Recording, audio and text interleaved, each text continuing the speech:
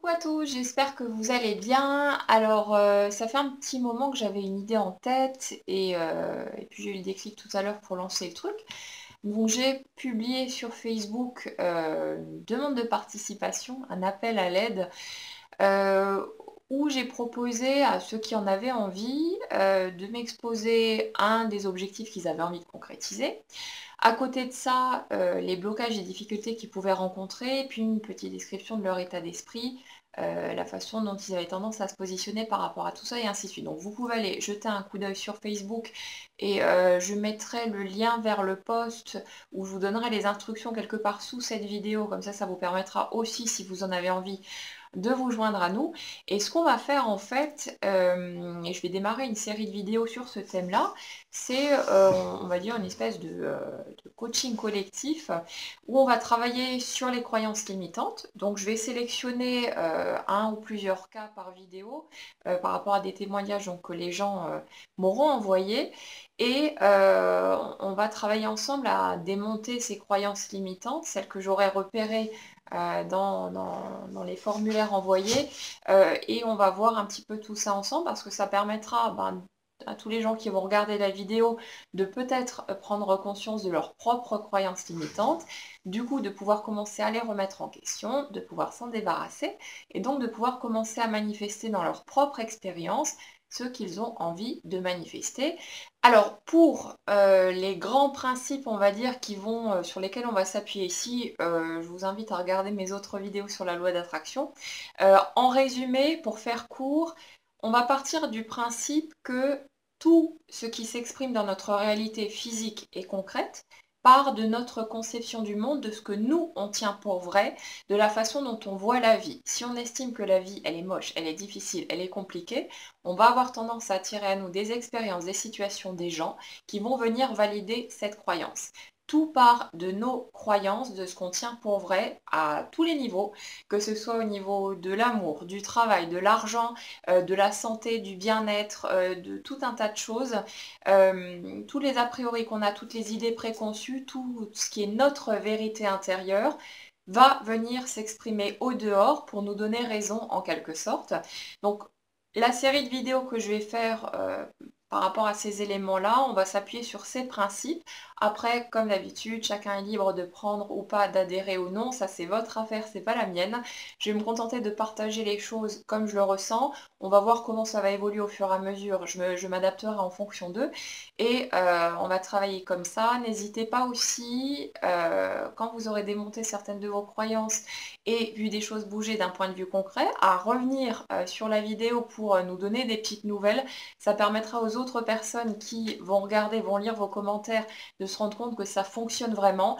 Je l'ai expérimenté un nombre incalculable de fois dans ma propre vie et je n'arrête plus de le faire. Il y a tout un tas de gens autour de moi pour qui c'est la même chose, les gens avec qui je travaille en coaching aussi. Il y a tellement de témoignages, d'exemples, mais la meilleure chose à faire, c'est d'expérimenter par vous-même, de voir ce que ça donne et de vous faire votre propre opinion, plutôt que de vous contenter de lire ou de voir ce qui se passe autour de vous. Alors, quand j'ai lancé la demande sur Facebook et du côté de la newsletter, j'ai eu une grosse avalanche de mails pour pouvoir participer. Veillez surtout, si vous voulez participer à cette expérience, à bien répondre à toutes les questions que je vous ai fournies, sans quoi je ne pourrais pas utiliser les éléments que vous allez me fournir. Donc si vous avez envie de pouvoir éventuellement participer à tout ça, lisez bien les instructions et répondez à tous les éléments qui vous ont été demandés, c'est vraiment important. Alors, pour aujourd'hui, j'ai sélectionné deux messages reçus qui parlent tous les deux du même thème puisqu'il s'agit de soit de rencontrer la personne idéale ou soit d'avancer en direction de la personne ciblée. Donc le thème de l'amour, des relations amoureuses. Donc je vais utiliser les éléments qui m'ont été transmis par ces deux personnes-là pour décortiquer les croyances limitantes que j'ai repérées dans leur discours. Après, s'il y a d'autres choses qui viennent, j'en rajouterai encore au-delà de ce qui m'a été dit. On va partir de là, on va voir où ça nous mène et puis on verra comment ça évolue pour les prochaines vidéos. Voilà, donc on va partir du message de Valérie pour commencer, qui me disait que son objectif était de rencontrer une personne qui lui correspond. Alors, les croyances qu'elle a tendance à entretenir à ce sujet, sa façon de voir les choses, c'est déjà qu'elle n'est pas prête. Alors, le but du jeu, ça va déjà être de se demander est-ce qu'on est vraiment prêt à un moment ou à un autre? Qu'est-ce qui, selon elle, fait qu'elle pense qu'elle n'est pas prête? Ça, c'est des éléments à décortiquer pour éventuellement repérer des croyances qui peuvent encore être en dessous de celles qu'on va repérer au premier plan. Mais ce qu'il faut voir ici, c'est que la vérité, la réalité des choses, c'est que tant qu'elle pensera qu'elle n'est pas prête, elle ne pourra pas être prête concrètement. C'est en fait l'idée de ne pas être prête qui va pouvoir bloquer déjà la situation, alors que concrètement, il n'y a peut-être rien qui l'empêche au stade actuel de rencontrer la bonne personne. Mais parce qu'elle entretient l'idée qu'elle n'est pas prête, elle va continuer à trouver des éléments ici ou là, et puis encore là et encore là, qui vont devoir être à travailler, qui vont faire que ça viendra valider son idée, alors qu'en modifiant sa pensée, elle va commencer à émettre une autre énergie et elle va commencer à vibrer l'idée qu'elle est prête tout simplement et ça va ouvrir la porte à ce qu'elle désire. Le fait est que il y a une nuance très importante à faire entre les blocages réels quand il y en a et les blocages qu'on crée soi-même. Là dernièrement, quand j'ai commencé de mon côté à vibrer l'idée que j'étais déjà arrivée à destination, que tout était en place et que tout ce que je voulais voir se concrétiser était déjà en train de se manifester, j'ai vu d'un coup tout un tas de croyances limitantes émerger. Donc peut-être que techniquement, je n'étais pas tout à fait encore à ce stade d'être vraiment prête, mais parce que j'ai commencé à me positionner clairement dans l'idée que j'étais prête, que j'étais déjà arrivée à destination, tout ce qui pouvait encore me barrer la route au niveau de mon mental s'est mis à émerger très très rapidement et de façon extrêmement fluide sans qu'il y ait d'effort à faire ou quoi que ce soit. Donc faites bien la différence entre les blocages qui peuvent éventuellement être là concrètement dans votre mental, parce que ça part uniquement de là, et les blocages que vous créez vous-même en continuant à cultiver l'idée que vous n'êtes pas prêt, que c'est trop tôt, que c'est pas le bon moment, que si, que ça, c'est vous qui risquez de poser les barrières vous-même alors que ça part de votre idée. Donc, l'élément important ici, c'est de commencer à remettre en question cette idée pour Valérie ou pour n'importe qui d'autre qui aurait cette même croyance qu'il n'est pas prêt, qu'elle n'est pas prête, parce qu'à partir du moment où vous allez revisiter cette idée-là, vous ouvrez la porte à tous les possibles, et y compris au fait d'être réellement prêt, et vous allez voir émerger tout ce qui devra émerger pour que vous soyez prêt, pour que vous ayez atteint ce stade-là, donc commencez à remettre en question cette idée. Dans les autres croyances qu'elle a à ce niveau-là, il y en a une qui dit qu'elle doit encore travailler sur elle pour vibrer la bonne énergie et attirer le bon partenaire. Donc là, on est dans le même positionnement. Elle part du principe qu'elle n'est pas arrivée à destination, qu'elle a encore du boulot à faire.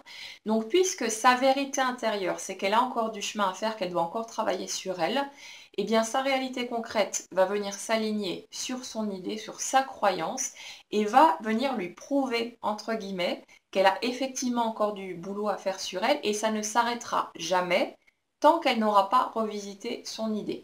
Si constamment vous partez dans l'idée que vous avez encore du boulot à faire sur vous, vous allez créer du boulot à faire sur vous et vous en trouverez encore, encore et encore, alors que concrètement, ça fait peut-être des années que vous êtes en train de bosser sur vous, vous avez fait tout un cheminement, vous avez vraiment réussi à vous créer une jolie vie et tout ce qui s'ensuit, mais ça bloque encore, ça coince encore, surtout pour vos objectifs les plus importants, pas parce qu'il y a réellement quelque chose qui coince, mais parce que vous cultivez l'idée qu'il y a encore du chemin à faire, qu'il y a encore des choses à comprendre, qu'il y a encore des choses à apprendre et ainsi de suite, et vous risquez vous-même de bloquer les barrières. C'est comme si vous disiez, ok, l'univers fait en sorte que j'ai encore du boulot, que j'ai encore besoin de travailler sur moi, que j'ai encore des blocages. C'est un appel que vous lancez parce que vous croyez que les choses sont comme ça, que vous avez encore des choses à travailler par rapport à votre cheminement personnel, votre cheminement intérieur.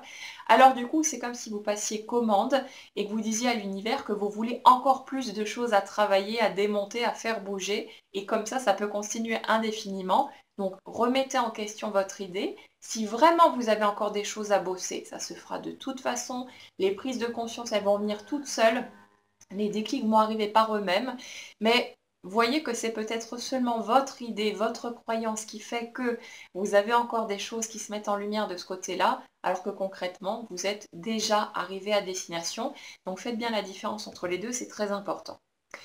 Ensuite, pour en revenir au message de Valérie, elle me disait que lorsqu'elle est avec quelqu'un, elle n'est plus capable d'aimer.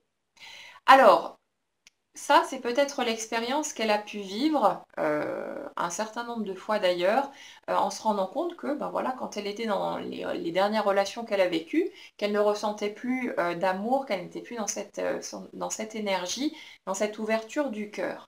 Mais est-ce que pour autant, ça pourrait être la même chose avec n'importe quel partenaire? Est-ce que ça pourrait pas être justement un problème d'être avec la mauvaise personne tout simplement, de ne pas avoir fait le bon tri quelque part par rapport à ce qu'elle ressent personnellement, de ne pas s'écouter suffisamment par rapport à ses attentes, par rapport à ses besoins? Est-ce que le problème vient forcément d'elle, de son incapacité à aimer à nouveau une autre personne, ou est-ce que ça pourrait pas provenir d'ailleurs?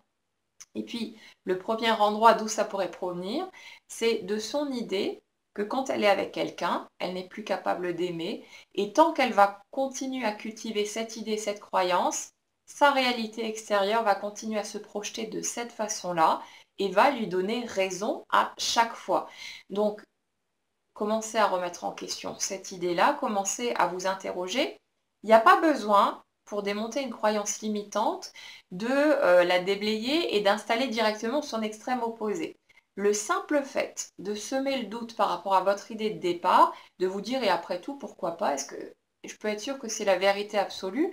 Est-ce qu'il n'y a peut-être pas autre chose derrière qui fait que, et ainsi de suite? Le simple fait d'ouvrir cette petite porte-là, ça crée une brèche dans vos croyances et ça va vous permettre de les faire tomber. Donc ouvrez simplement la porte au doute, ça suffit déjà, mais commencez à vous rendre compte que c'est votre croyance et que c'est parce que vous cultivez cette croyance que votre réalité concrète vous offre systématiquement des expériences qui vont vous ramener à ça. Elle me dit aussi donc son cœur est fermé et elle ne ressent aucune émotion. Là c'est pareil. Ça a pu être une interprétation, une conclusion qu'elle a tirée des expériences qu'elle a vécues dernièrement ou pendant un certain temps, des choses qui ont pu se répéter, mais est-ce que c'est pour autant une vérité figée et absolue pour le restant de sa vie?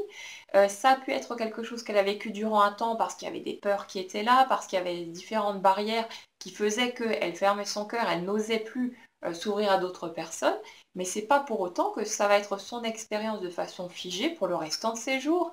Par contre, l'idée, le fait de cultiver cette idée en fait que son cœur est fermé et qu'elle n'arrive plus à ressentir d'émotions, bah, c'est ça en fait qui fait qu'elle va continuer à attirer ce genre de situation si elle continue à croire que les choses sont comme ça et qu'elles ne peuvent pas être autrement. Donc si vous cultivez ce même genre de croyance, commencez à revisiter votre idée, à la remettre en question et laissez la porte ouverte à toutes les possibilités. Parce que le seul moyen de savoir que les choses sont comme ça et pas autrement, ce serait d'avoir fait la totalité de votre chemin, d'être au dernier instant de votre vie et de pouvoir constater que durant toutes ces années, les choses ont été comme ça. Mais vous êtes ici et maintenant, vous n'êtes pas au dernier instant de votre vie et du coup, il peut se passer tout un tas de choses, tout et n'importe quoi à n'importe quel moment. Donc ouvrez le champ des possibles. Ouvrez-vous à toutes les possibilités au lieu de rester figé là-dessus et voyez que c'est seulement votre idée, votre croyance qui fait que vous allez continuer à attirer à vous ou pas ce type d'expérience. Donc ouvrez la porte simplement et commencez à remettre en question, ça suffira déjà. Alors je passe ensuite à Elodie, dont l'objectif est d'entrer en contact donc, avec la personne qui l'intéresse, de pouvoir communiquer pour apprendre à faire connaissance et voir à quoi s'en tenir, si ça peut donner quelque chose ou pas, ce genre de choses. Alors Elodie me parle en premier lieu de sa peur de ne pas être à la hauteur. Alors j'ai déjà envie de dire, mais pas à la hauteur de quoi? Elle part du principe, a priori, que les attentes de l'autre personne, de celle qu'elle a en face d'elle, sont déjà figées, comme si elle pouvait se mettre à la place de l'autre et savoir ce que cette personne veut, ce qu'elle souhaite, ce qui est positif ou pas pour elle. Donc cette peur de ne pas être à la hauteur, ce sont ses propres projections qu'elle plaque sur l'autre quelque part, mais elle ne sait pas ce que l'autre pense, elle ne sait pas ce que l'autre souhaite. Et ça, c'est un point important aussi dans ce domaine-là. c'est d'arrêter de se dire que l'autre veut forcément telle ou telle chose, que l'autre est forcément intéressé par tel ou tel aspect, parce que ce qui est vrai pour les uns ne l'est pas nécessairement pour les autres. Donc c'est important de remettre les choses à leur place et de laisser l'autre finalement être intéressé ou attiré par les éléments qui lui plaisent à lui. Ne cherchez pas à contrôler ce qui est censé plaire ou non à une autre personne. Vous n'êtes pas dans sa tête, vous n'êtes pas dans son cœur, vous ne savez pas comment cette personne vit les choses. Donc c'est important, quand on a peur de ne pas être à la hauteur, de se rendre compte que c'est juste nous qui projetons quelque chose, qui imaginons que l'autre a telle ou telles attentes, que l'autre voit les choses de telle ou telle façon, alors qu'en fait on n'en sait rien du tout. Ensuite, cette peur de ne pas être à la hauteur, il faut se dire que c'est juste une idée, c'est juste une pensée. La pensée qui est derrière concrètement, c'est je ne serai pas à la hauteur. Comment est-ce qu'elle pourrait savoir qu'elle ne sera réellement pas à la hauteur sans avoir vécu l'expérience? C'est pas possible. Parce qu'encore une fois, elle ne connaît pas les attentes de l'autre personne, elle ne connaît même pas la façon dont elle-même réagirait au sein de la relation. Elle va tirer des plans sur la comète en fonction de son expérience, de ce qu'elle a vécu, mais elle ne peut pas savoir comment les choses vont se produire si elle ne vit pas l'expérience en elle-même, ne serait-ce qu'au niveau de la communication. Donc quand on est dans ce type de projection à se dire « oh là là, je vais sûrement me planter, je ne serai pas à la hauteur, je ne serai pas assez bien et tout ça », mais qu'est-ce qu'on en sait concrètement?